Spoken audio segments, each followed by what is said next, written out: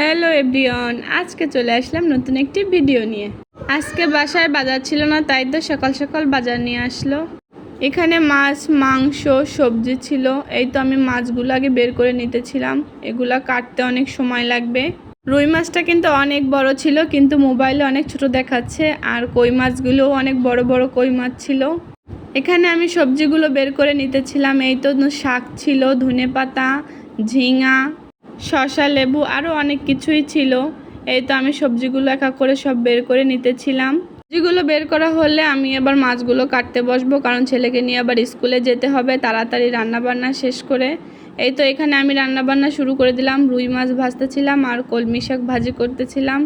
কলমি শাকটা চিংড়ি মাছ দিয়ে ভাজি করলে আমার কাছে অনেক ভালো লাগে। তারপর ছেলেকে নিয়ে স্কুলে চলে গেলাম। স্কুল থেকে আসার পথে এই তো বৃষ্টি হচ্ছিল। বৃষ্টিতে দেখেন আমার ছেলে কি মজা করতেছিল। বৃষ্টিতে পার্কে পানি জমে গেছিল। পরে বিকালে নাস্তার জন্য এখানে পপকর্ন ভাজতেছিলাম। দেখুন কত সুন্দর করে ফুটতেছিল। তারপর আমি ঢাকনা দিয়ে ঢেকে দিচ্ছি। এই তো সবগুলো ফুটে গেছে।